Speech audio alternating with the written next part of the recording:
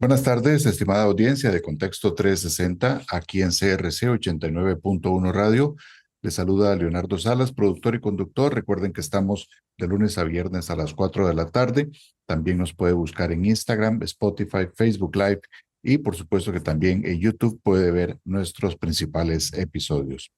Bueno, y hoy 14 de febrero quiero darle la más cordial bienvenida a Valeria. Así que, pues, bienvenida al programa de hoy. Valeria es de Inteligencia Artificial y en este programa tenemos no solo en radio, en YouTube, en Facebook, en Spotify, en Instagram, sino que también Inteligencia Artificial está con nosotros. ¿Qué tal, Valeria?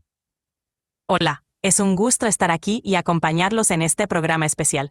Qué emocionante compartir con todos ustedes en la radio. ¿Cómo están todos?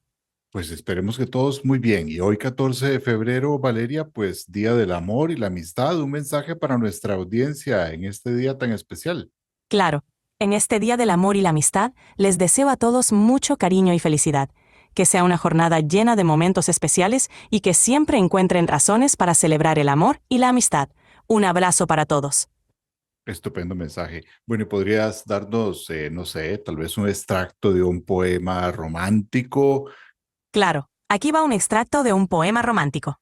Amor que en el tiempo permanece, como luz que no se apaga, en el susurro de un beso, en la caricia del alba.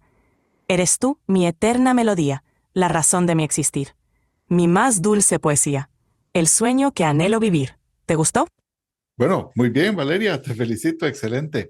¿Te parece si vamos a la sección del día histórico de hoy, 14 de febrero? ¿Qué pasaba en la historia un día como hoy? Claro que sí. Hoy, 14 de febrero, celebramos varios eventos significativos.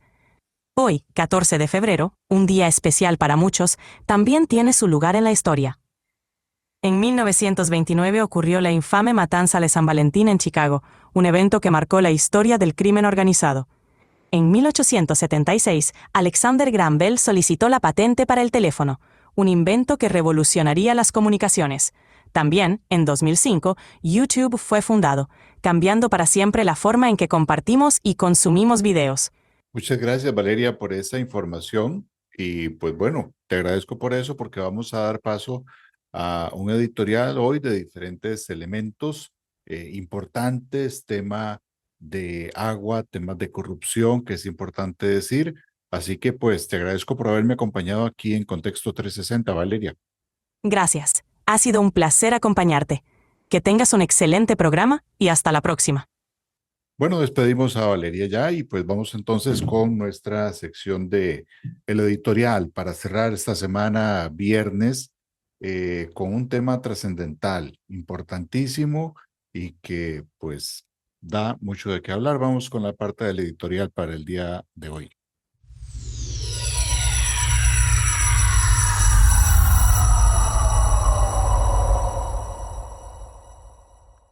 Bueno, y el editorial tiene que ver con dos elementos que ha dado a conocer la Defensoría de los Habitantes.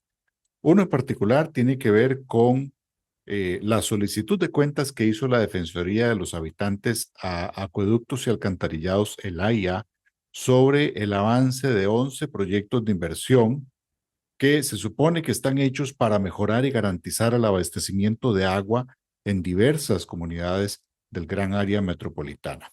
Bien sabemos que el fenómeno del niño, la baja en los caudales, ha agravado los problemas de cobertura de agua y esto sumado también a la falta de planificación adecuada. Hemos tenido en los últimos años en el país episodios de escasez, de contaminación y por tanto se hace vital proteger las fuentes hídricas.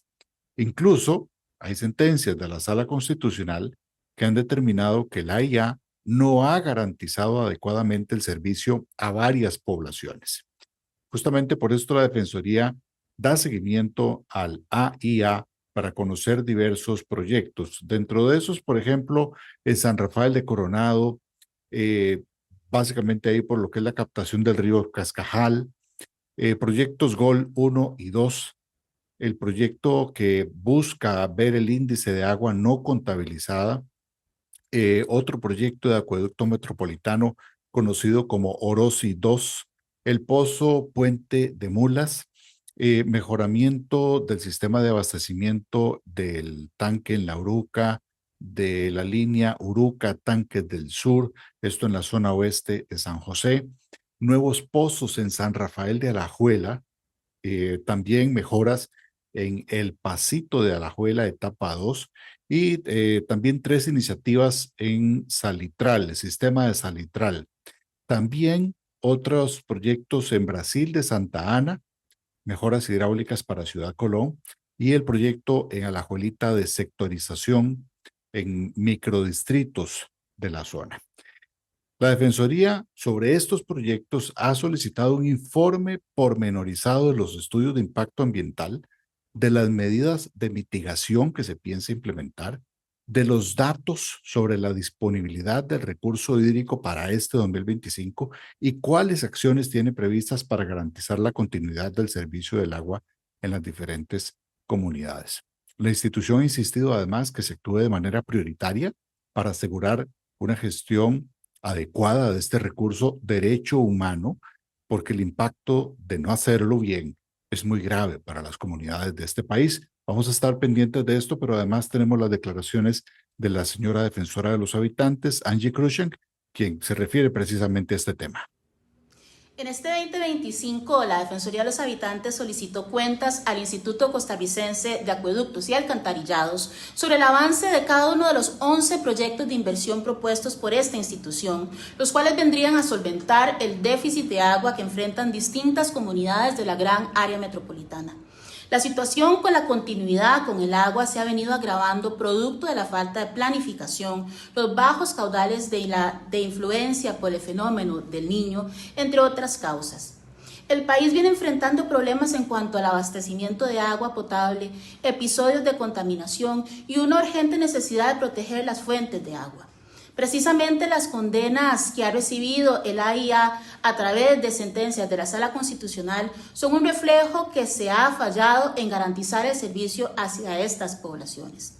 La Defensoría viene insistiendo en que el país debe implementar con prioridad y previsión una adecuada gestión integral del recurso hídrico, pues de lo contrario el impacto podría ser muy grave para las comunidades de la gran área metropolitana.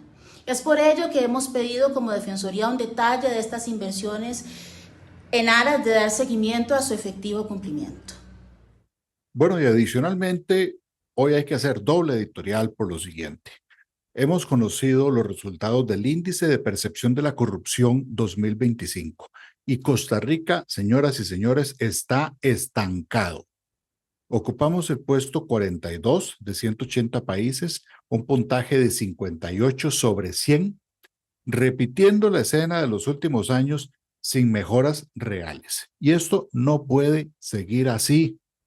Por eso la gente está tan apática, no quiere participar, no quiere saber nada de política. Por eso la mayoría de las personas no tenemos una opción definida hasta el día de hoy. Cuando hablamos de corrupción, no es solo una estadística, es un flagelo que desangra las finanzas del Estado, que mina la confianza de la gente y que atenta contra los derechos fundamentales de cada costarricense. Acordémonos que donde hay corrupción, los servicios son más caros, los recursos se diluyen, se desperdician, porque lo que debería invertirse en salud, en educación y en seguridad, donde estamos tan mal, termina beneficiándose a un grupo reducido a costa de la gran mayoría. Ocupamos acciones que en esto también la Defensoría se ha pronunciado, acciones más duras, más rápidas, más concretas. Basta de la retórica para dar paso a hechos concretos y efectivamente que podamos tener modelos adecuados de integridad, una gobernanza sólida contra la corrupción, políticas nacionales, pero que de verdad prevengan, fiscalicen y que sancionen a los corruptos. Que todo el poder ejecutivo deje de patear la bola hacia adelante, indistintamente de cuál gobierno hablemos, y que se asuma precisamente la responsabilidad de generar políticas claras, de leyes y sanciones claras sobre esto. Acordémonos que tenemos la ley contra la corrupción y el enriquecimiento ilícito. Ocupamos reglamentar la ley para perfeccionar la rendición de cuentas y generar mecanismos participativos de verdad para la sociedad civil, para el sector privado, para que se pueda vigilar, denunciar y que no seamos nada más espectadores de lo que pasa y no pasa nada después. Estos datos del IPC 2025, el índice de percepción de la corrupción, hablan de una caída en indicadores, en cosas como el Estado de Derecho y de gobernanza. Y esto es, señoras y señores, para ponernos a meditar y casi que a temblar.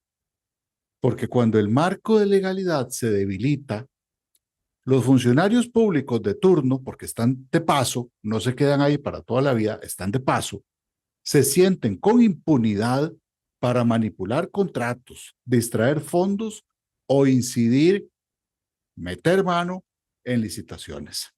Costa Rica no puede tolerar más el estancamiento de la corrupción. Actuemos con firmeza, con prioridad, con agilidad en un plan contundente, porque si no vamos a seguir retrocediendo en un tema que define nuestra democracia como tal. No son caprichos, son los recursos que deberían financiar escuelas, hospitales, obras viales. Es transparencia que ampara la dignidad de todos.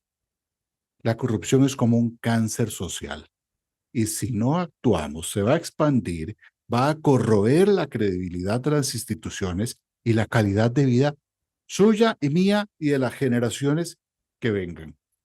Así que desde Contexto 360, sí, emplazamos a las autoridades que demuestren voluntad política real, que no nos dejen a los ciudadanos a la merced de un problema tan grave. Este país que se enorgullecía de su paz y su democracia, no merece seguir estancado en ese puesto del índice de percepción de la corrupción. Señores del gobierno, señores diputados, señores Poder Judicial, es hora de actuar con coraje, con responsabilidad. Vamos al tema de fondo de hoy después de estos dos editoriales que había que hacer sí o sí.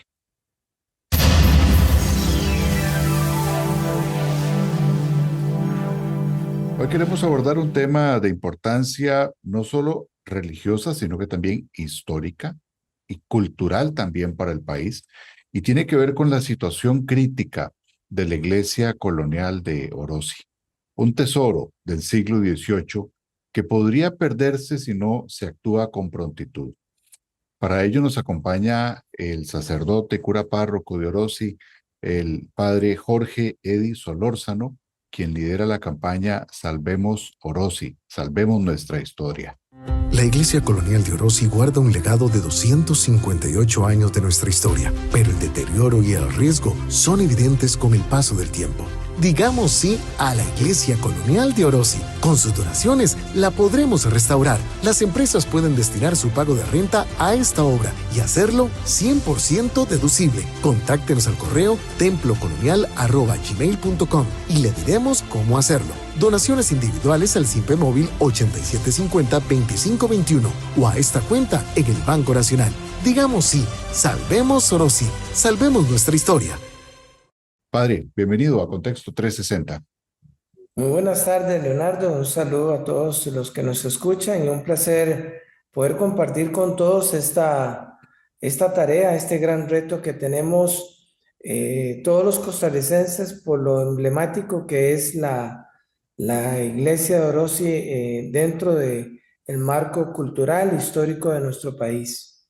Sin duda alguna, padre, yo creo que todos hemos estado por allá en Orosi visitando la hermosa iglesia, recorriendo sus jardines, el museo también, porque hay que recordar que pues, fue construida, como decíamos, en el siglo XVIII, por ahí de 1743, 1766, ¿verdad? Según los datos. Es la única de la época colonial, si no me equivoco, que permanece abierta en Costa Rica, padre. Es correcto. La huella, hay que tomar en cuenta que la huella arquitectónica del tiempo de la colonia es ya muy poca en Costa Rica, por no decir que nada, por diversas razones. Primero, pues la colonización en Costa Rica es más tardía que en otros países, ¿verdad? Hacia el norte de Centroamérica o México. Y después que por situaciones de terremotos, de incendios, muchas estructuras se perdieron en el tiempo.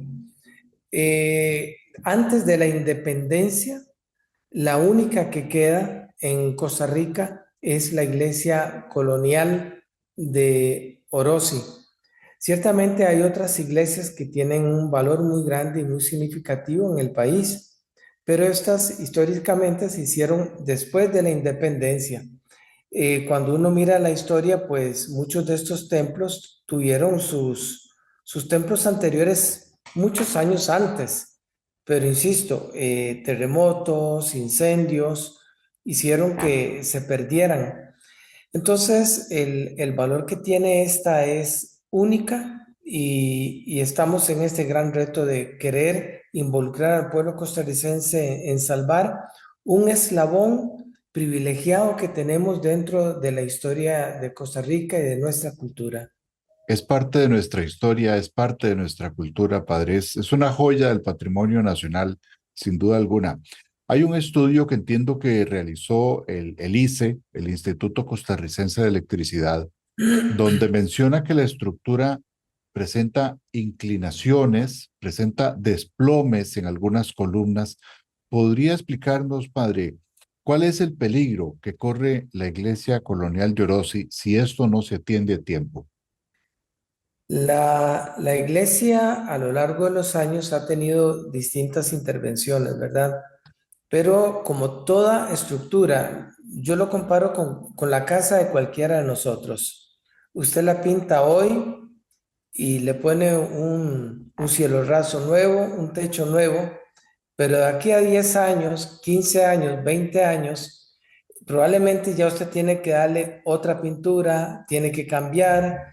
eh, los cables eléctricos que usted puso hace 20 años son distintos a los que hoy se piden, por ejemplo, las regulaciones, todo se va modificando.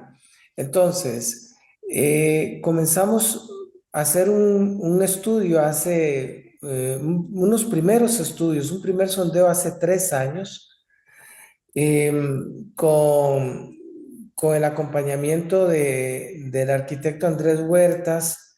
Luego pedimos una asesoría también al cuerpo de bomberos para ver el tema de riesgos.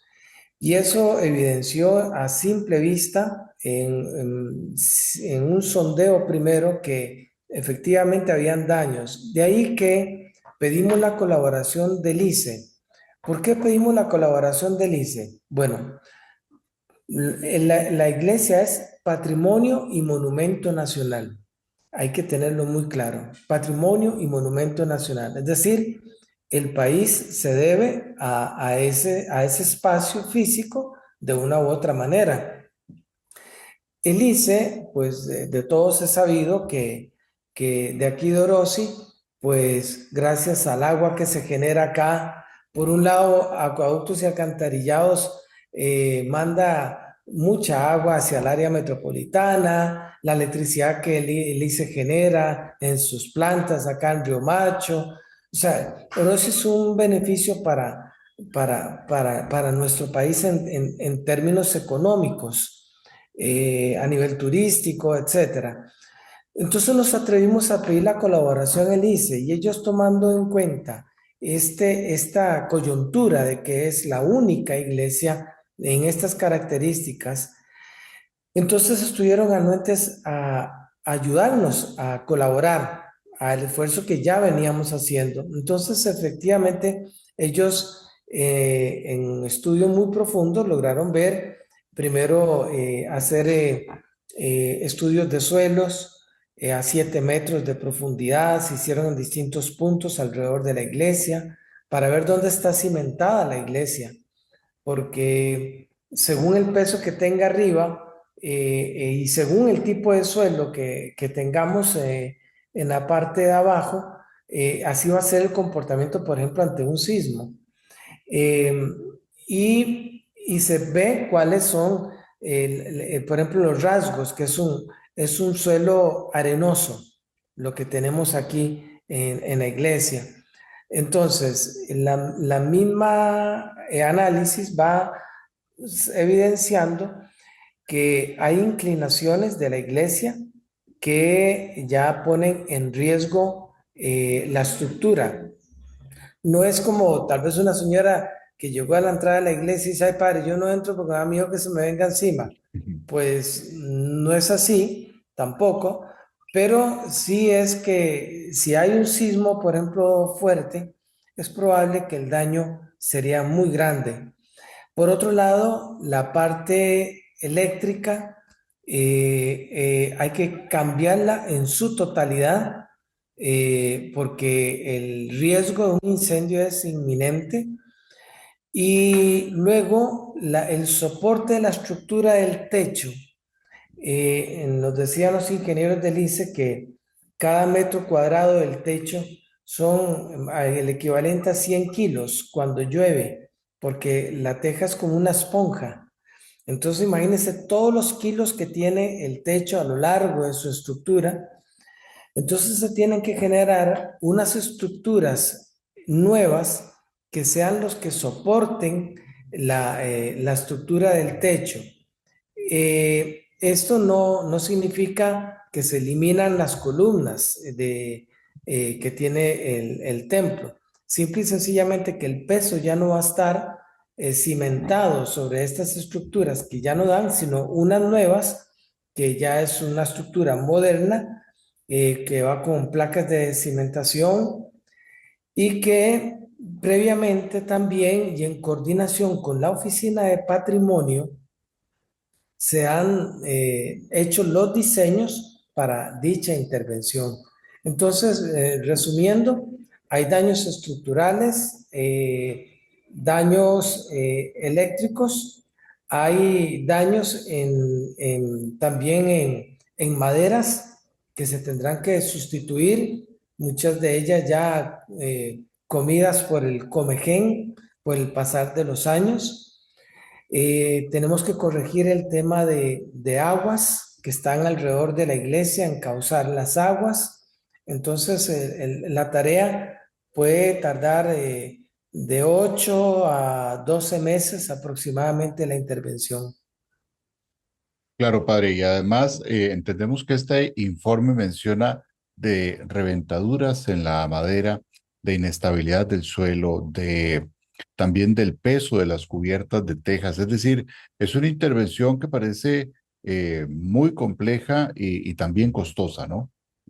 Es total, la intervención es total. Incluso si miramos, ya sería un segundo paso, pero digamos, lo que urge ahorita es entrar a la parte estructural, pero el mismo deterioro de los altares, que tienen un valor invaluable. Don Franco Fernández, que es historiador, doctor en historia, y de acá de Cartago, él hacía un énfasis en eso de que nuestros altares fueron hechos por nuestros indígenas. Las pinturas traídas de México, las imágenes de Guatemala, eh, pero todo lo que es madera fue hecho por nuestros indígenas. Y claro, hay que intervenirlas también, pero eso sería un segundo momento. Pero todos estos altares eh, serían por medio de especialistas diríamos, en arte colonial. No es cualquier persona que pueda hacerlo, sino gente conocedora, porque es como un trabajo de cirujanos, ¿verdad? Porque en algunos casos, por ejemplo, tienen que ir limpiando poco a poco para tratar de llegar al color original que había. Y basado en eso, entonces, se trata de crear como un guión que conduzca a la imagen original. Es una Entonces, pericia increíble, padre, esa. sí, yo iba a decir que casualmente, Leonardo, que Franco decía que es muy bonito ver que, por ejemplo, si en Europa los altares están llenos de uvas en el tiempo barroco, aquí nuestros indígenas no conocían las uvas, entonces hicieron Claro. moras. Eh, para representar el Espíritu Santo, no hicieron palomas, pusieron colibrís. Y hay otras aves que están en un altar donde está el Nazareno también, y es donde uno va viendo toda esa mezcla entre las creencias indígenas y la identidad propiamente cristiana. Claro, un poco lo del concepto del sincretismo, ¿verdad? Religioso que se da y que es una belleza cuando uno puede observar eso ahí en la iglesia colonial de Orosi. Se menciona, padre, que alrededor de 4 millones de dólares se ocupa. Eh, ¿Cómo se va a dividir ese presupuesto? ¿Cuáles son las etapas del destino de ese monto? Sí, el presupuesto se ha hecho con base, el mismo ICE, ¿verdad? Es el que ha hecho los cálculos. Entonces lo han hecho como en dos etapas. Una es la intervención del templo y otra es la del convento. El convento había sido intervenido hace muchos años, creo que fue como en los años 60, eh, donde prácticamente estaba en el suelo, lo que es hoy el convento. Y diríamos que esa es más fácil de restaurar, por cuanto el tema del peso del techo no le está afectando, porque se habían hecho algunas paredes formateadas en cemento. O sea, se sustituyó el adobe, ¿verdad? El bareque por formaletas de cemento. Entonces, digamos que tiene cómo soportar. En cambio, la iglesia no, la intervención sería esa primera etapa, que es la más fuerte, y se va a ir haciendo por etapas. Es decir, se va a ir desmontando una parte, se ponen las estructuras, se monta la nueva estructura y se continúa, ¿verdad? Es como por capítulos. No es que se quita todo el techo en un solo golpe, sino que es un trabajo de cirujanos. Cuando se quita una parte y donde van las nuevas columnas, entonces ellos tienen que hacer una cimentación, y en la cimentación es como el cirujano, según lo que vaya saliendo, ven la amplitud con la que se tiene que hacer la cimentación. Ahí ya, pues, ya toda una propuesta. Y aunque se habla de 4 millones de dólares, no se descarta que pueda subir más. Todo depende hasta que se entre en la intervención de qué nos vamos a encontrar, en el fondo de las cosas, ¿verdad? Como siempre pasa, ¿verdad, padre? Uno estima algo, pero si en cualquier casa o algo más pequeño uno puede llevarse sorpresas una vez que inicia, pues aquí que hablamos de un patrimonio, de un monumento nacional, hay que hacer eso con mucha delicadeza porque además no es una, no es una reparación común y corriente, ¿verdad? Es una restauración de alto calibre y como usted decía, casi que como de cirujano para mantener precisamente ese patrimonio y ese monumento nacional. Hay una opción o varias opciones, padre, para que la gente pueda colaborar. ¿Cuáles son esas alternativas? Eh, la primera de ellas es la ley 7266. La ley 7266, concretamente, es la ley de Fundación Catedral Metropolitana y otros templos. Y esta ley lo que faculta es a la empresa pagar el impuesto de la renta de manera total a esta obra, por una única vez. Entonces vamos a hacer el supuesto de que vamos a imaginarnos una empresa tiene que pagar 20 millones de colones de impuestos hasta el 15 de marzo, que es cuando hay tiempo. Entonces puede canalizarse por medio de esta ley, porque el empresario deposita el dinero, es como una redireccionar el impuesto a través de la Fundación Catedral con el recibo que le da la fundación. Entonces el empresario presenta esto en Hacienda y es deducible el 100%. Es decir, Leonardo, no es un gasto para la empresa, es lo que la empresa de por sí tiene que pagar. Claro, Pero el la impuesto ley, igual tiene que pagarlo. sí, El igual lo asunto tiene es que que pagar. lo destina a ayudar al patrimonio, al monumento de la iglesia colonial de Orosi, y entonces, pues, eso se le descuenta del impuesto y queda para la restauración. Exacto, sí. Eso lo pueden También, hacer las empresas solo una vez, ¿verdad? exacto, es una única vez. Entonces, esta es alternativa. La otra es que es una proyección ya de la empresa como un aporte en el ámbito social. Las empresas tienen la gran tarea de, de, de ser corresponsables en aportar a la cultura de nuestro país. Entonces, aunque ya lo hayan hecho, pero decir, bueno, aportemos a esta causa, porque es un eslabón de nuestra historia, ¿verdad? Hace unos años, Leonardo, usted recordará cuando se quemó la casona. Claro, Se hizo toda una campaña y muchas empresas ayudaron, y muchos costarricenses lo hicieron y se levantó y en buena hora que se hizo. Aquí no tenemos que esperar a que se queme ni a que se caiga.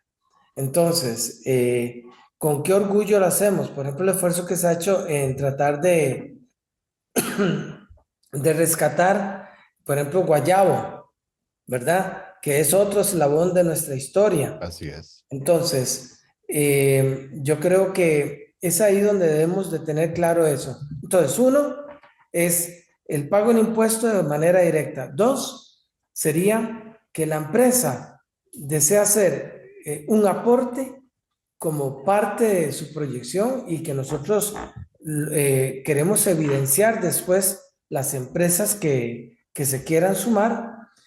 Y la tercera sería el costarricense que se siente identificado con esta causa, que lo puede hacer a través del SIMPE, es una manera. Tenemos el número de SIMPE que lo digo para que alguno lo Adelante, tenga por claro. ahí, 8750-2521. Y, o si no, nos pueden escribir también al correo templocolonial@gmail.com.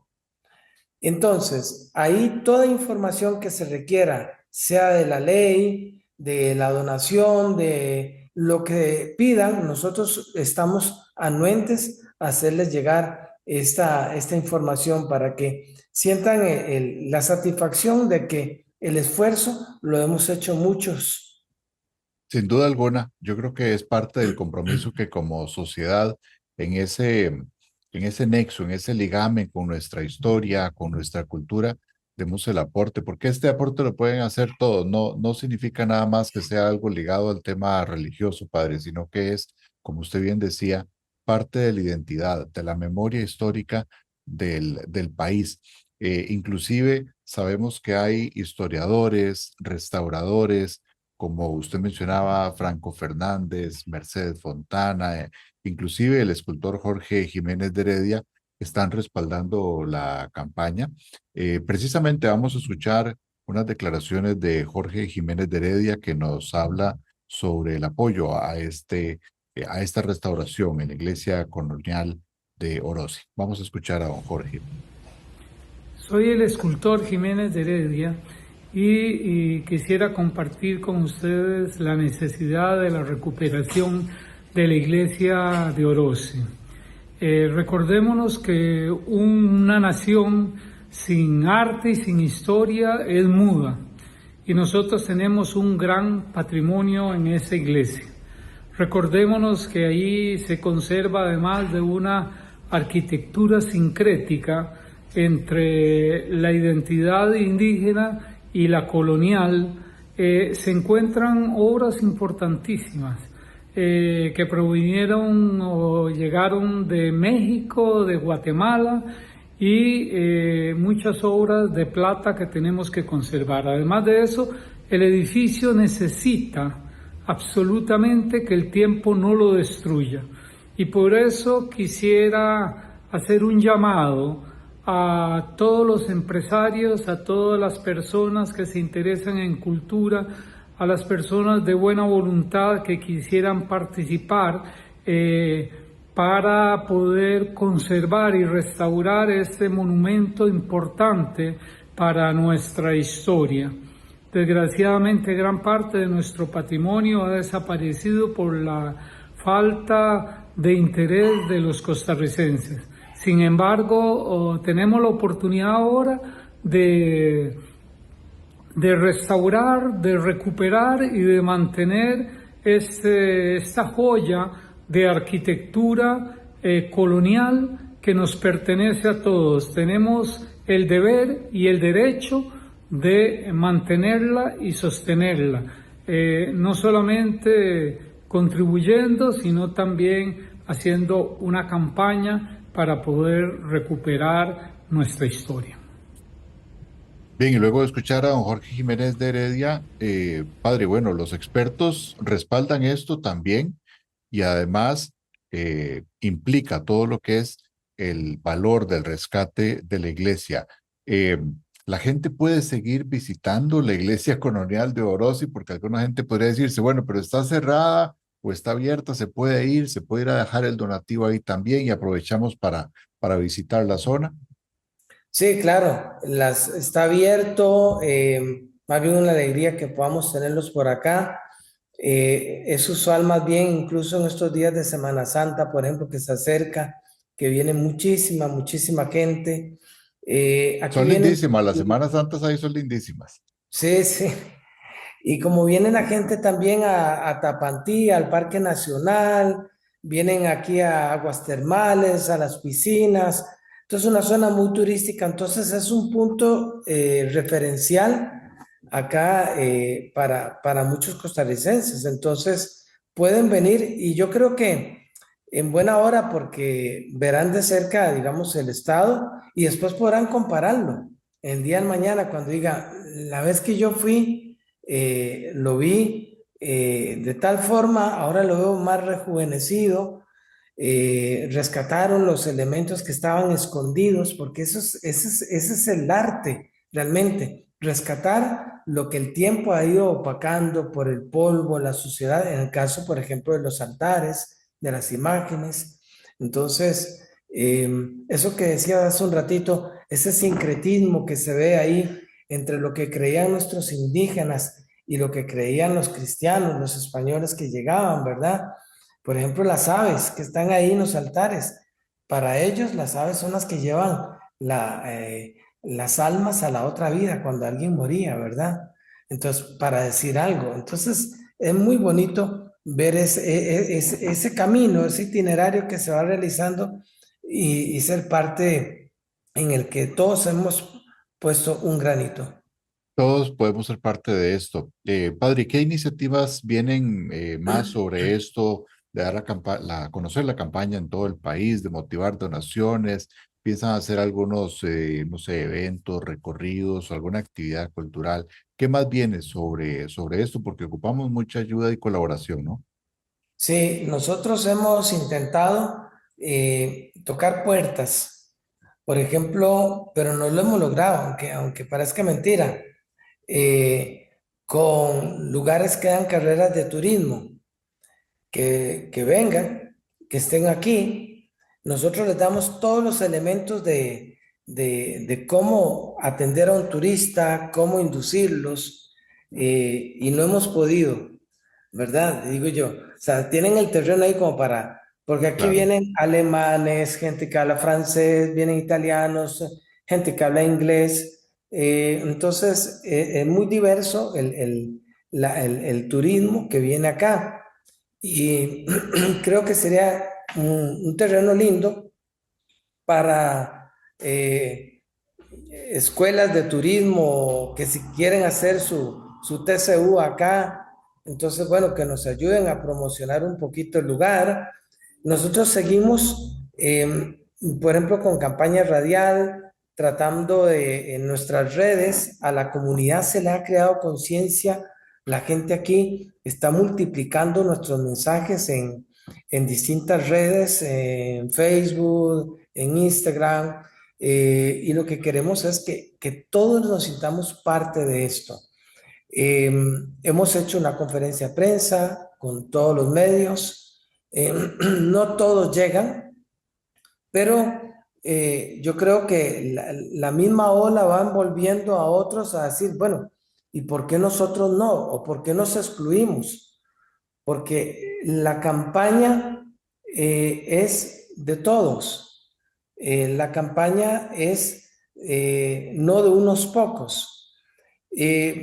Yo, por ejemplo, la última vez que fui a Turrialba, a este parque, ¿verdad?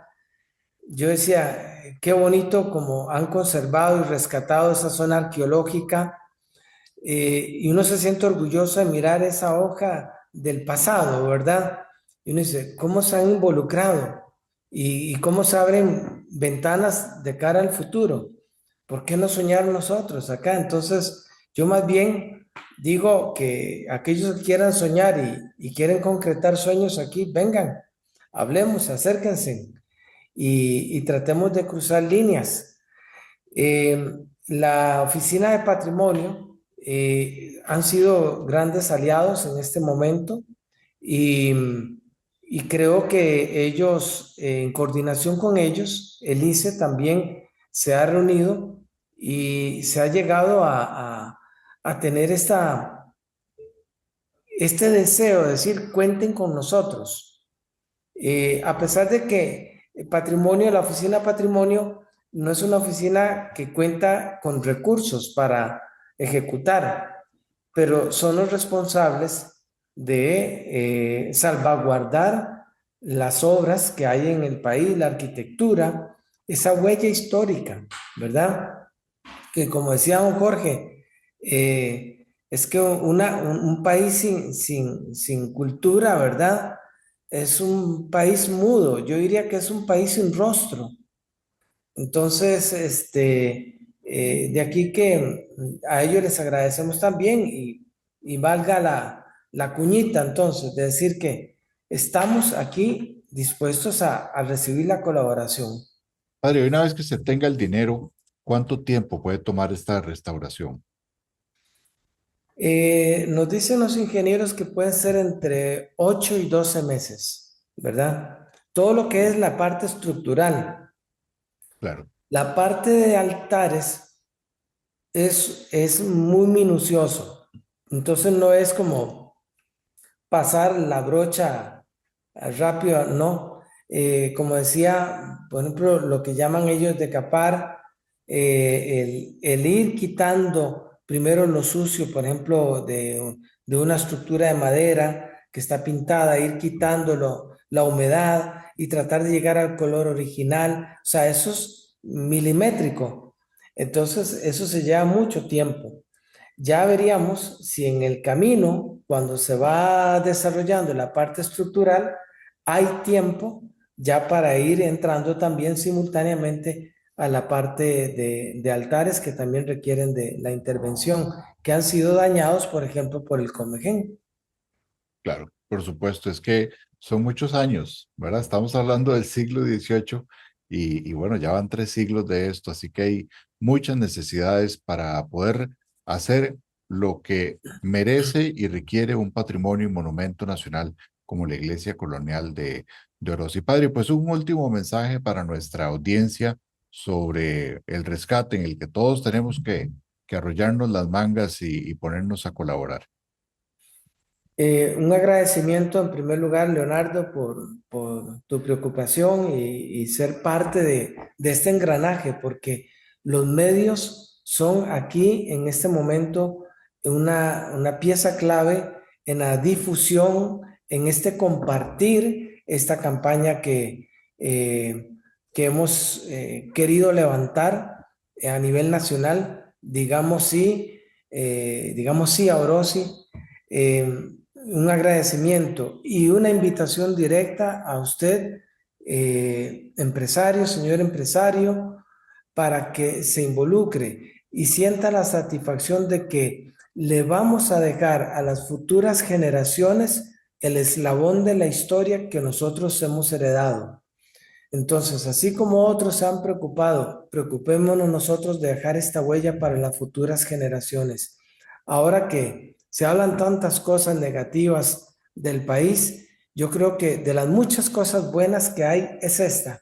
Somos solidarios. Entonces, acerquémonos con su empresa, sea a través de la donación directa, redireccionar el impuesto a la renta, o bien también como una contribución, como una proyección social de su empresa.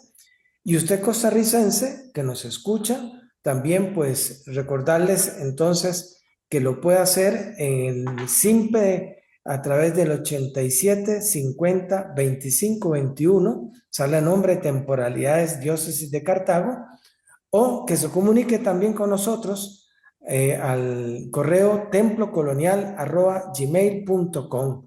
Nosotros les facilitaremos ya números de cuentas si necesitan hacer transferencias. Así que sabemos que la respuesta se va a dar de parte del pueblo de Costa Rica. Así confiamos en eso, padre, y además, pues sí, cuente con nuestro programa Contexto 360 como un aliado en esta campaña. Vamos a estar haciendo difusión de lo que ustedes nos han comunicado en nuestras redes sociales. Así que pues le agradezco mucho, padre, por haber estado acá. Fue el padre Jorge Edi Solórzano, cura párroco de la Iglesia Colonial de Orosi, por su tiempo y además por venir a traernos esta tarea titánica, padre. Muchas gracias de verdad.